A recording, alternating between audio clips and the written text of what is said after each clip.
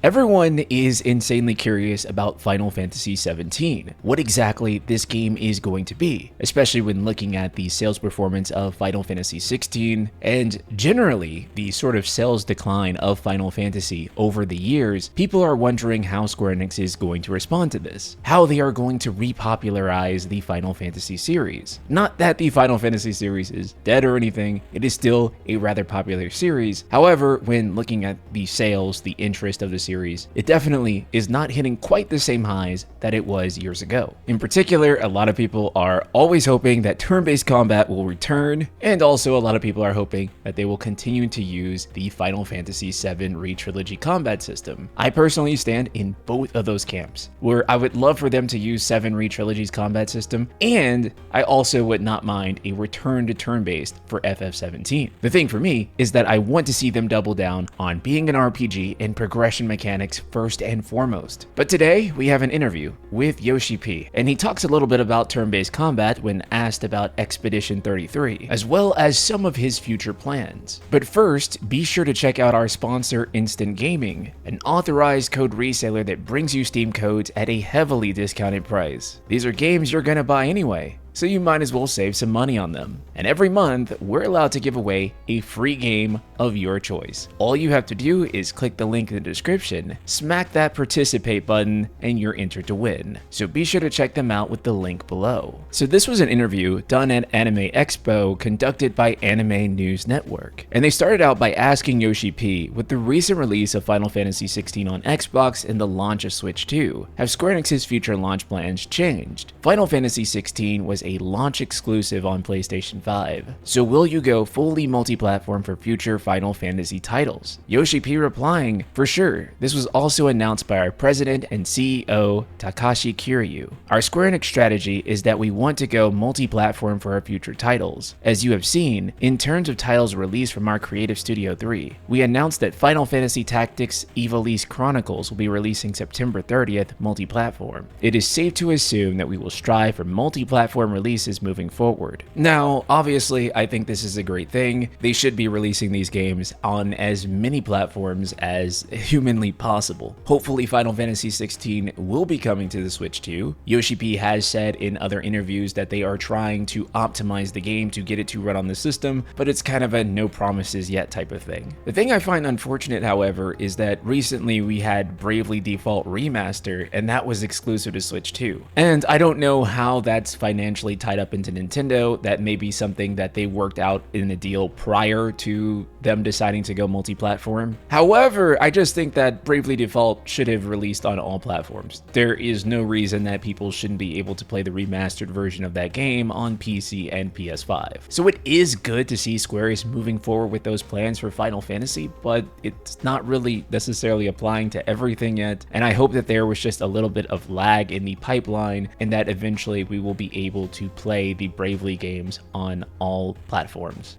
Okay, so this next question is one that gets a lot of discourse already in every single comment section about Final Fantasy XVI or Expedition 33, and just generally about Final Fantasy altogether for the past 2 decades. Let's talk about turn-based. So the interviewer asked, there is a game called Clair Obscur Expedition 33 that has a lot of critical acclaim and successful sales. One of the things that stood out about the game was its turn-based combat. Expedition 33 was inspired by games like Final Fantasy and Persona. I know you said in the past that Final Fantasy XVI's more action-based combat was sort of a natural progression, or a way of keeping up with modern gaming, but with the success of Expedition 33, do you think that possibly mainline Final Fantasy games could go back to being turn-based, as that seems to be something that players have an appetite for? YoshiP saying, with this question of turn-based versus action, it tends to isolate gameplay just to the battle system. That doesn't take into account what kind of game the creator wants to deliver to players. For example, based on a certain graphical quality we want to present to our players, or the narrative we want to deliver to our players, it relates to how we set up the game systems around it. This includes battle system, game design, and gameplay feel. It's not a clear-cut answer whether it will become all turn-based or it's going to become more action-based. I'm not necessarily going to be on Final Fantasy XVII, so we don't want to obstruct or limit our future director or whom will be producing games like 17 or even 18. we don't want to put them on a rail. So the first thing to really note here is YoshiP kind of explicitly saying, I am not the one handling Final Fantasy XVII. So for those of you who followed YoshiP, he also said that he was not the director of Final Fantasy XVI before it came out. And it turns out that was true. He was actually the producer of Final Fantasy XVI. So there is always a possibility with YoshiP that he's doing some type of play on words. But I don't think there's like really a play on words here. He pretty much flat out says, I'm not necessarily going to be on Final Fantasy XVII,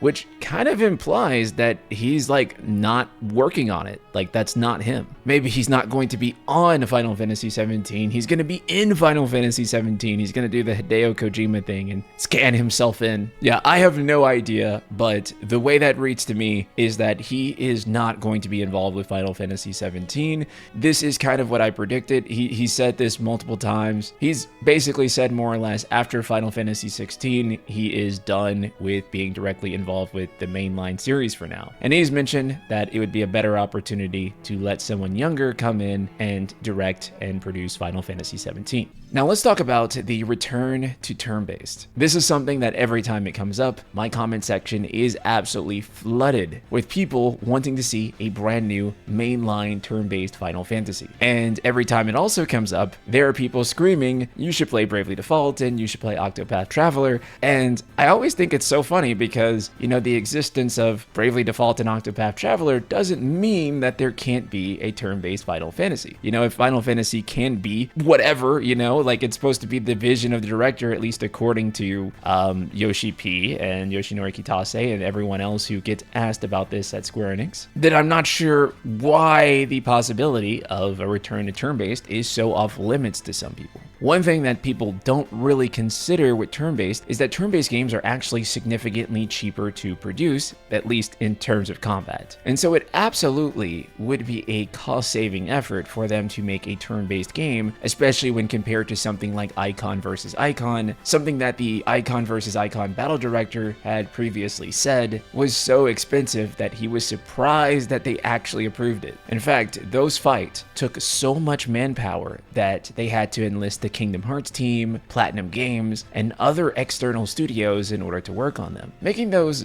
big action set pieces, especially making them playable, was an insanely expensive effort. And I think a Final Fantasy game could sell 3 million units, whether it was action or turn-based. So if you can't sell more units, one thing you can do is cut costs, and turn-based combat would fulfill that exact need. All the meanwhile, they'd still get plenty of praise for the grand return to turn-based combat, and everyone would love them for it. I am not saying,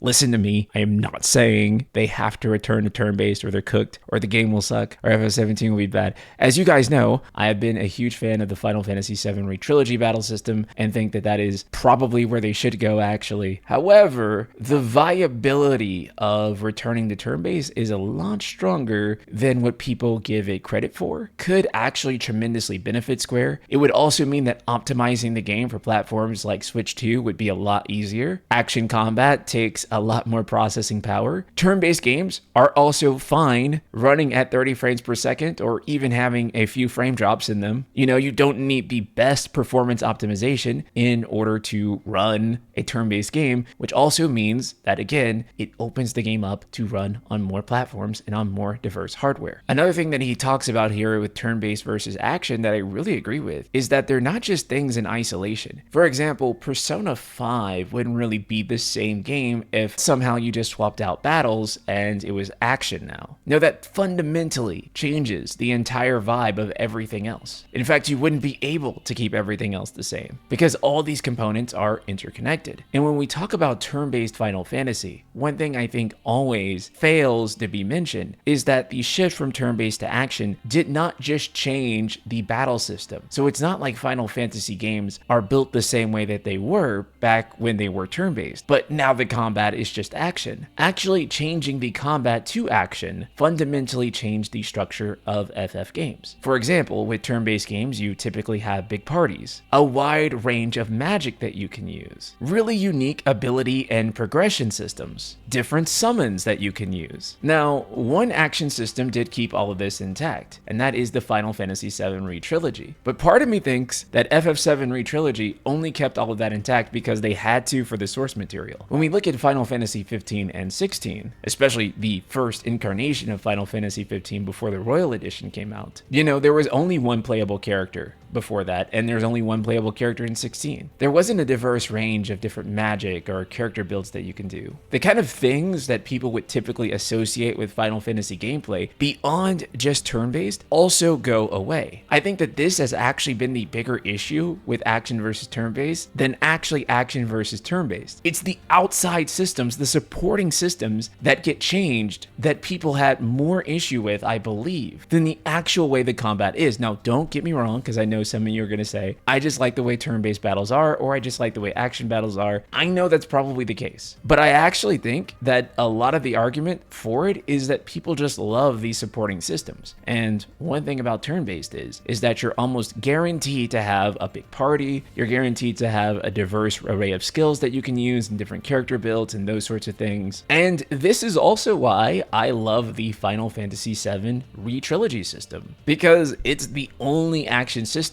to actually incorporate everything that people are wanting from Final Fantasy gameplay without having to compromise. Now, even still, the FF7 Re-Trilogy system is still not the quite same as, say, what the turn-based Final Fantasy games are in terms of all of its supporting systems. The actual gameplay flow is different than, say, Final Fantasy VII Original or Final Fantasy 8 or 9 or 10. But it is definitely the closest thing, and if they're going to go with an action system, I think that is the action system to pursue. I've talked about this a lot, and I say it all the time. I will say it every single time until Square Enix hears it and we see Final Fantasy 17. Now, there are a couple of other interesting questions I want to cover from this interview. They ask, aside from Dragon Quest and Final Fantasy, and most recently Fantasia Neo Dimension, are there any other Square Enix IPs you'd like to work with? He says, I don't have any specific IP to actively pursue. It might just be because of my work style. If the company requires me to work on a certain title or franchise, I'll give it my all. That said, if I were to explore other options, perhaps creating an original IP might be interesting. We recently announced Killer Inn, but Final Fantasy 11 and Final Fantasy 14 are our primary online games. I want to explore another online game that's not Final Fantasy 14. This is something that YoshiP has alluded to for a while now, that he wants to try creating another online game outside of FF14. So it seems like an original IP that's an online game that's not FF14 would be the next thing that he would want to work on if he was given the opportunity. And with FF14 still going, I don't think that Final Fantasy Online 3 is going to be a reality anytime soon, and this also sounds pretty distinct from that. Since Square Enix has been trying to pursue service games for a while now, maybe YoshiP will be the one to crack the formula and provide them a good service game outside of FF14. They also ask, what lessons did you learn from the development and release of Final Fantasy 16 that you can take with you to the next Final Fantasy game? He says there's a lot, but if I were to pick one, we were able to learn how to produce a high-end video game. There were a lot of learning points through that, and I feel like we gleaned a lot of know-how through the process. I want to challenge myself or apply to future works how we can swiftly produce something of high quality and minimize the development period without lowering the quality. I mean, yeah, when you play Final Fantasy 16, you can really tell this is the first single-player game that this team has made. It is painfully obvious. If you play Final Fantasy 14, the gameplay loop is almost the exact same. The structure of how you warp around and do quests is almost exactly the same, and so you can see that their Final Fantasy 14 experience was something that they used directly on Final Fantasy 16. For the next single-player game that comes from Creative Studio 3, I'm really hoping that they will study other single-player games a little bit more and figure out how they're able to create more dynamic content without necessarily using an MMO formula to do so. I think that this will make moment-to-moment gameplay a lot more engaging between the next big icon fight, whatever the next big thing is in their new game. And then finally, he says, I've read an interview with Hideo Kojima where he reflected that he might only have a few games left in him. Where do you see yourself in the next 10 years? What do you want to accomplish before you leave Square Enix or leave the video game industry altogether? He says, I never envisioned myself having that sort of aspiration. Oh, where do you see yourself in 10 years? I'm a big fan of Studio Kara. You see Hideki Anno or Kazuya Tsurumaki, and they're older than me. Hayao Miyazaki is much older than I, but he's still creating. They're still producing works. Another example would be Ridley Scott. lot. He's 87 years old and he's still working. Compared to them, I'm still very green. I still have a lot more to go. I will continue to work as I can't think of retirement or leaving the games industry. YoshiP is going to stay in the Final Fantasy XIV mines because he loves you that much.